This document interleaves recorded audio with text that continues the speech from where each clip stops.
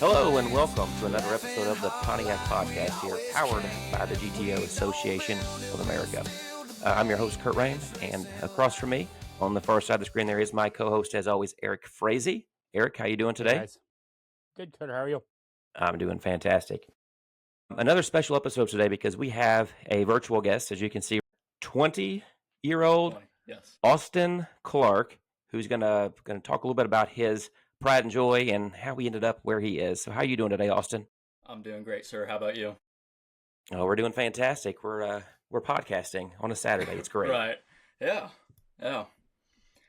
Well, I think the big question so far, Eric has kind of told me. I guess you guys connected through TikTok, and he's told me a little bit about your story. And my question is, of all the cars out there, what got you into your first classic car? I know there's been a few, but when you went to buy a car, why did you choose a classic car? So my first classic car actually came out out of a pure idea between me and a couple of friends at the time.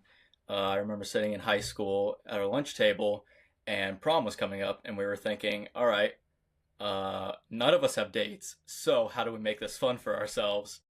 Well, they were all car guys. I had absolutely no idea what I was doing with cars. I had no mechanical experience prior to this, and so I just kind of took a leap of faith, and they kind of backed out of the idea. I don't think they actually ever intended on going to prom. However, I was kind of bullheaded, and I was like, you know what? You only live once. Let me get a car for this occasion. At the time, I did not have a job. I had no way of paying for this thing. I did not have a plan. So I asked my dad if he would front about half the money or most of the money, like 3/4 of it, and I would make a certain amount, the other half, I guess. So we met in the middle, and we went and picked it up. And that night on prom, it had died on me. So I now had the intention to pay him back for a dead car. So, and that was the first story that I had with this car. And slowly from then, I just started working on it, learning about it. It was a Packard 1953 Packard Clipper straight 8 with a 327. So from there, I started learning about it, started learning about the history of Packard. And I knew that while 50s cars have a special place in my heart, you know, there's a very unique styling that comes with that time of Americana in general, especially their automotive engineering. I knew that my heart was kind of more towards the 60s era, 60s, early 70s.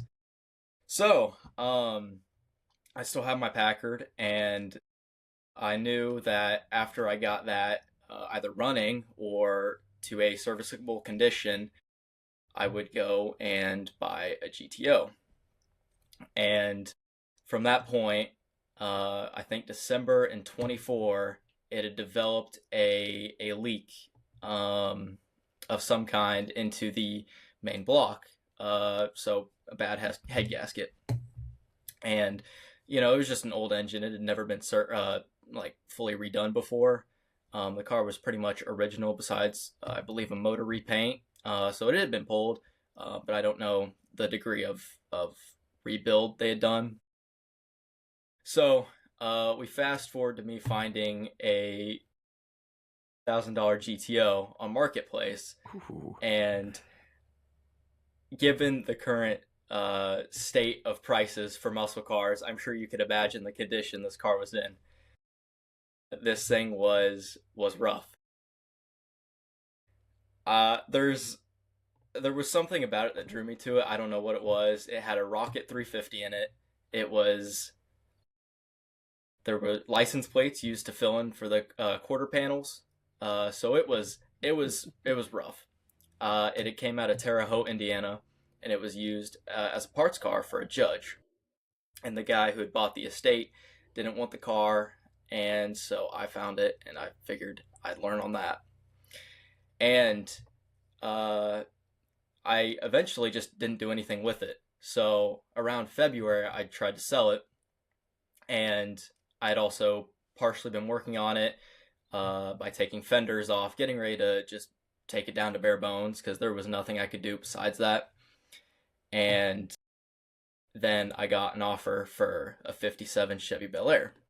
So I took that, roughly put the car back together best I could.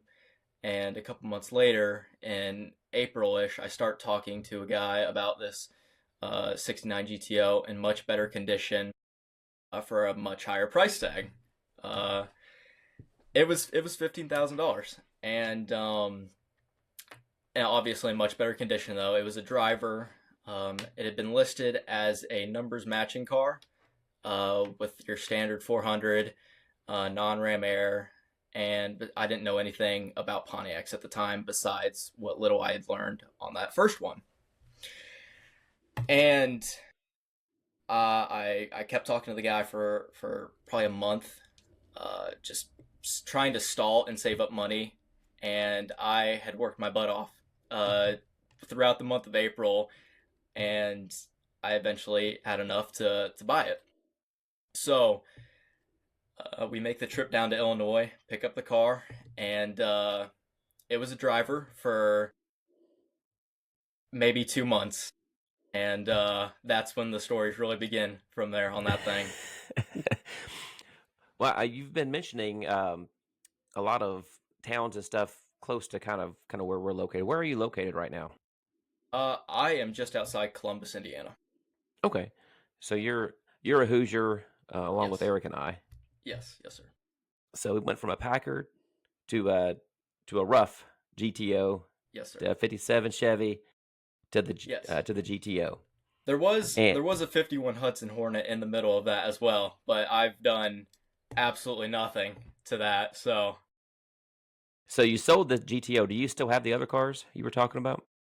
the 57 Chevy I sold, and I have not picked up the 51 Hudson from where I bought it, which was actually a restoration shop in Shelbyville where I Okay. worked at for just a tiny bit. My schedule just didn't align, so I ended up having to drop that. I do plan on visiting him though and picking up what I bought. But with the money from the Bel Air, for some reason, just by the grace of God, I had gotten into Mustangs around this time and kind of the styling of Ford. You know, I didn't really want a Torino because I already had my muscle car. Corvettes are very pricey for the early years of the C3 rendition, so I couldn't afford that after buying a GTO. The Ford Mustang is kind of where I landed. For some reason, 1965 really seemed like a year to own for me. I had a lot of people on Instagram who had said, 66, 67, those were the years to get. And I didn't listen to them. I was so dead set on getting a 65, and I, for the life of me, could not tell you why.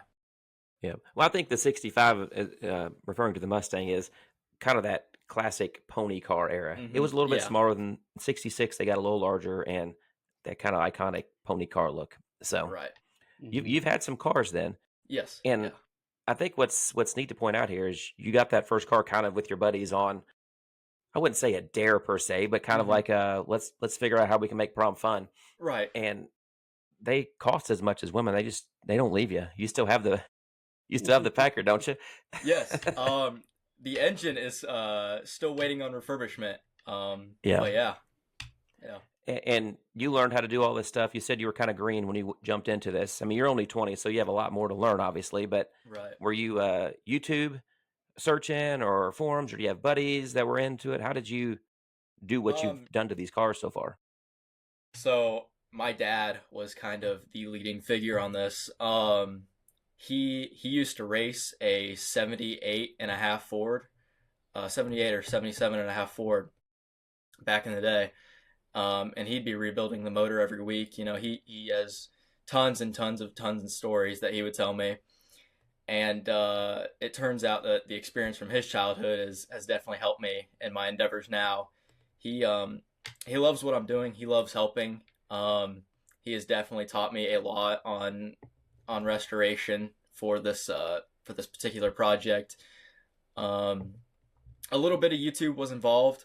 At the start of this whole endeavor, I had bought pretty much every automotive book on the GTO specifically that I could find, and that's helped a lot, having physical hard copy references. I know it's common to kind of look stuff up on the computer now and kind of go about things that way, but having a hard copy rendition is it allows you to kind of have everything together. So okay. Tell us a little more about that 69 GTO Judge clone you got. Okay, so when I first bought it, like I was saying, I knew nothing about it. And again, I just knew that I wanted a GTO. Just well, there's a story behind it, of course there is, but I knew I wanted a GTO. So that's what I found, and from there, it was just me driving it. I kind of labeled it under a 3-month car. It'd take 3 months to restore kind of deal. And so far, it's held to that, right? I know the first problem that went wrong with it was a countershaft pin had broke, and it had broke in Columbus while I was driving around. So I was in first gear. I couldn't go up to second, and that was scary.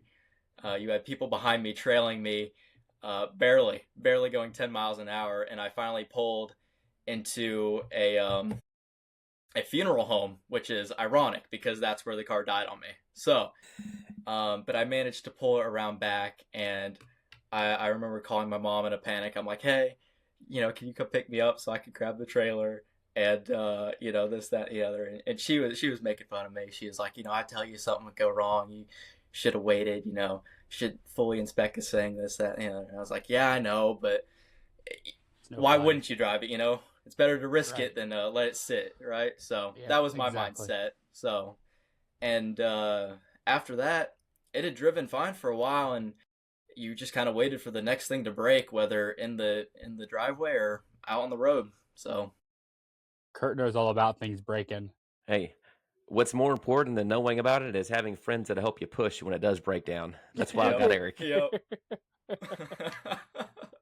Yeah. So I guess your Judge clone, right? Yes. Okay. Yes. I've noticed a lot of videos there on TikTok. It's got a very distinctive mark on the left front quarter fender. Tell me the story behind that. So, the scar, I guess, as I've kind of named it, happened just a couple months before I bought it, and he gave the explanation that he had hit it with a wood chipper, and I guess it had scraped along the side. And when I first got a hold of it, the mark wasn't too bad. However, just as things happen, it slowly grew bigger. It was a very crappy paint job put on it. So paint would just chip off with ease. And of course, as my buddies came over, they would pick on it a little bit more and a bit more. Well, then my dad suggested I put a Wile E. Coyote sticker on it to kind of really tie it all together. So probably within a week of that idea, the sticker was here, and I immediately slapped it on there. And that has gotten a lot of comments from people in person who have found that just funny and obviously indicative of the time. So I love it. It's a good mark on a car and a good conversation piece too. Yeah. Yeah. So at the age of 20, have you ever or do you belong to a car club? No. It's a weird thing, kind of being young and into classic cars. I'm not saying it's an obsolete experience. However, it definitely is harder to find people my age willing to drive these cars, let alone have them. So I would be absolutely open to looking for clubs, but I am happy just doing it solo for now. Right. And that's kind of one of the reasons why Eric and I have gotten together and kind of pioneered this podcast, is because we can see the writing on the wall. We've been to the GTOAA national meets for many, many years. Both our fathers, Pontiac guys, and I've been going since my daughter's 10 now, and I've been going for as long as that, since she was 10. So 30 plus years, and we can see the writing on the wall. We need to know, what is it that we can do to kind of drive the younger generation to these classic cars and to be a part of a club of some sort. Any ideas there? Right. Well, it's a very interesting conversation to have, um, because we all have different tastes. But I believe it's very overlooked how to get people in my generation involved. Because I post on TikTok, I post on Instagram, I plan to start posting on YouTube, and under most of my comments, it's like, "Oh my God, you have my dream car. Oh my God, I wish I had this car." So there's people my age who are very interested. Um, they want to own a piece of American history, and they want to own a piece of what, in my opinion, is the best style of cars America has ever made. So I Exactly. feel like we're in a very weird time price wise. I feel like that is what is limiting a lot of people, and it's a very hard conversation to have. However, there are definitely ways around it. I see a lot of people flocking to BMWs for power. BMWs are great cars if you want that power. Um, but is there a way to combine it with classic muscle car styling? And I believe there is. You open up Facebook Marketplace and you see a roller for under 10K, under 5K.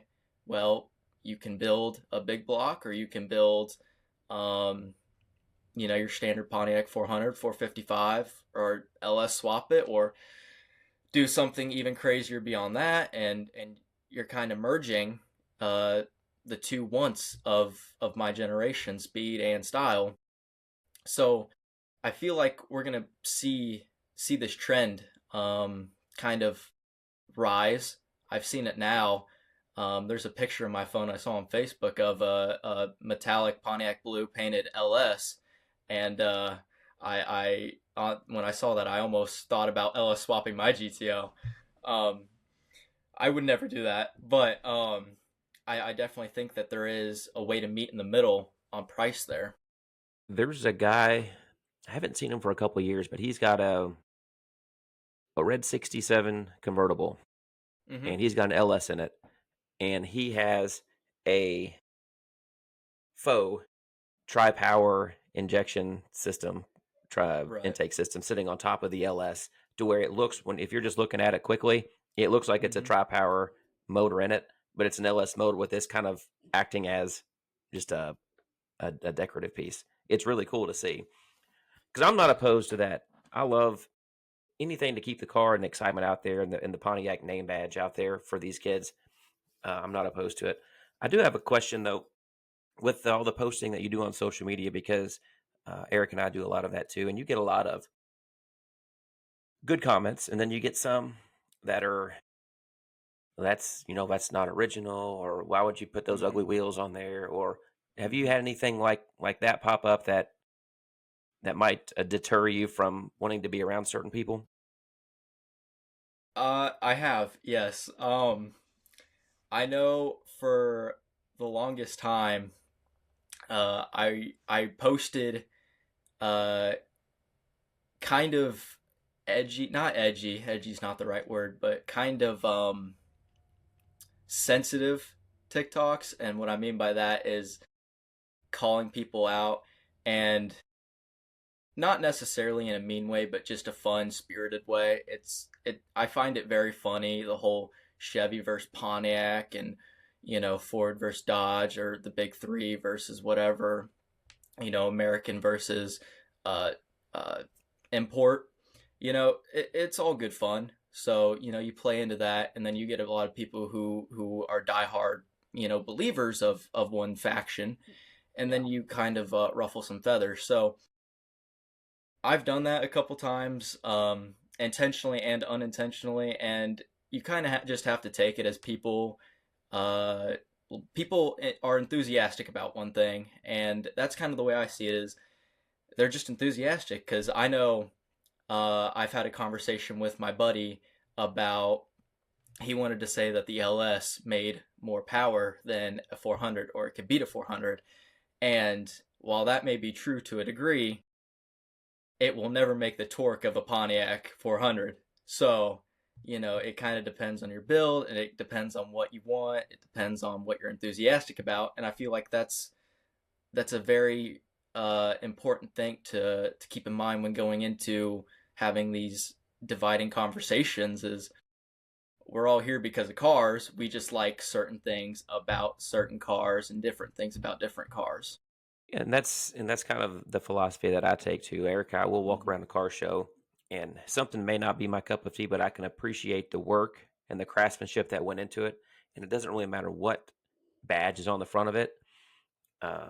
It can be literally anything. And if the work, if you can tell the idea was there and they followed through to the end, that's kind of what it's all about.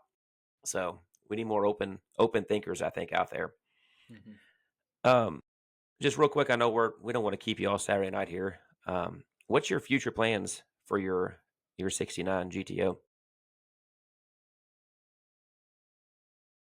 This is a big question. I love this question. I've been doing a lot of work with one of my buddies. He owns a 69 Firebird. He kind of was also the reason that I bought a Pontiac, but he and I kind of been working closely to design. So the name of the car is Jade, considering it was originally a green on green car. I plan on restoring it back to green on green and going with the green theme. It just kind of popped into my mind. Jade is a green, what would you call it? I can't think of the word. Rock, I suppose, crystal, whatever. Yeah, So I kind of ran with that, and he is currently in the works on designing the name badge Jade in the Judge font. So that'll be a real exciting thing to put on the car, kind of officially christen it as such. But that's kind of the plan, is to make a pro street car. that'll be awesome. And obviously, you'll keep everybody up to date through your socials, right? Instagram, Yes, TikTok. You'll be yes, posting as we go. yes, absolutely. And we do have one more question we like to kind of end with here. Any cool stories that's happened while behind the wheel of that Pontiac? Whew. Um.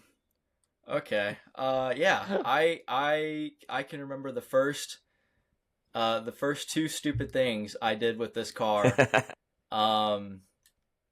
And I know my dad will be watching this, so I'm sure he'll love to hear me spout this out to the whole Pontiac community. Um. So I have a coworker who at the time had a little Genesis, and this thing was a speed demon. I've got videos of it in my phone of us driving on the interstate at not very cop friendly speeds. And I my GTO had been in the garage for like the longest time. Again, just breaking down, or fixing something and waiting on parts or this, that, the other. And I finally got it back around November, right after, or right before, I guess, a heavy snowfall. So I was dead set on driving this thing. There was a space in between the window or the front window and the rear window. So it was dropping in temperature. It was freezing, but I still wanted to drive this thing as much as I could. And one night he's like, "Hey, do you want to race?" And me being me, I was like, "Are you kidding me? Absolutely." So we pull onto the interstate and we absolutely gun it. And safe to say I won.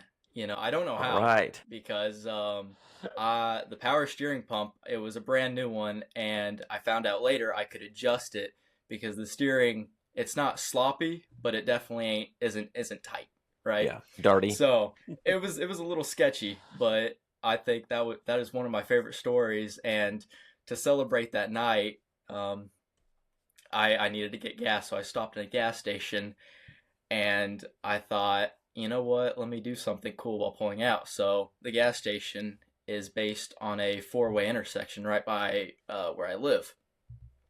And I pull out of the gas station and I get on one of the roads, and there was a car coming up, and I figured I'd beat them to the four-way.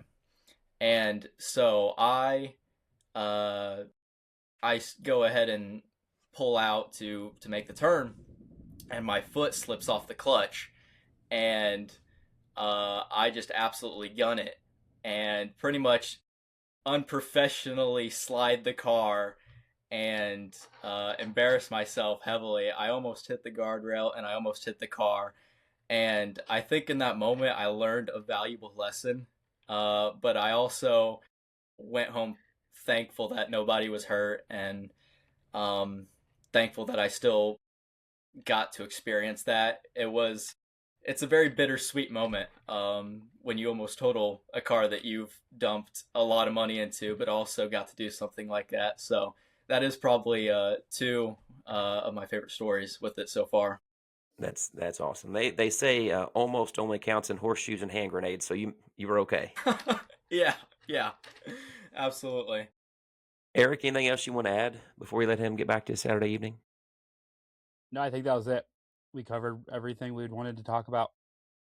Well, Austin, it was great having you on here. We look forward to more great content on your social page. You want to give a shout out of your socials? Yeah, so you can find me at Austin Socks on both Instagram and TikTok. I do have a special Instagram page dedicated to the GTO. It's called Jade the GTO. Nothing's posted on it yet, but stuff to come, of course. So you can look forward to that. All righty, guys, look him up, check him out, and look at this beautiful GTO he has right here, and hopefully we'll see it in person at some point coming up soon. Absolutely. So, thank you, Austin. Eric, you want to lead us out with kind of what's coming up this summer? Yeah, so don't forget to join the GTOAA. You can join at gtoaa.org. And with that, it's $45 a year. You do get your membership. It's the magazine, full color. You get the newsletter monthly. And you get to see us cool people if you come to the Pontiac show in Loveland, Colorado, July 7th through the 11th. All right. Well, guys, until next time, grind them till you find them. We'll see you guys. Thank you. Through a dusty door. Take care. Oil stains painted on the concrete floor. Hoods up, chairs in a crooked line. Talking last runs like it's still race time. Died Mountain Dew, sweating on a bench. Cold cans popping, killing the ranch. Every motor's faster in our heads. Every what if's been overseen. Hands waving, voices loud, fixing the world in a garage crowd. We're bench racing in the morning light. I do till noon, cold beer at night. Same old friends, same loud cars, same big dreams that never part. Talking cams, gears, and Pontiac plans. Laughing hard like we always can. If we don't build it, we'll still debate. Bench racing life, yeah, that's our fate.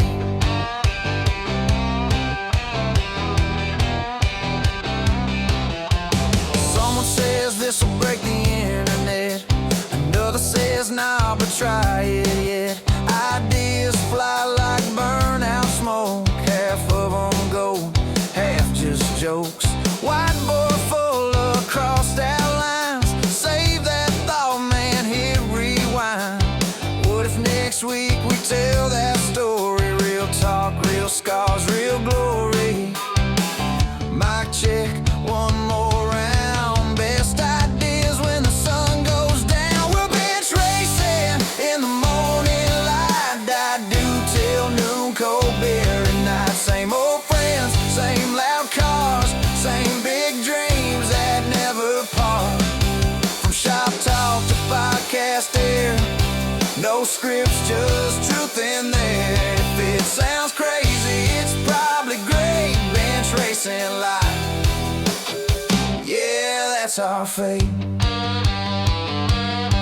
Not chasing fame, just chasing laughs.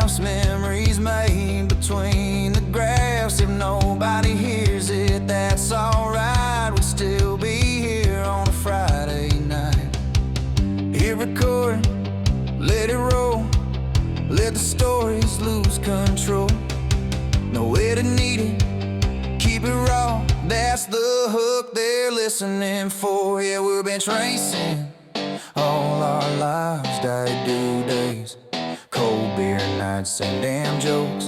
Different cars, same bench, different scars. From garage floors to podcast plays, still dreaming up the next big take. If tomorrow comes, we'll do it again. Bench racing brothers till the end.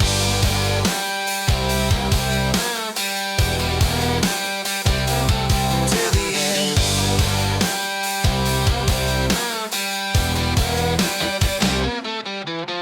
Garage door shuts, engines rest. Next episode, man, it'll be the best.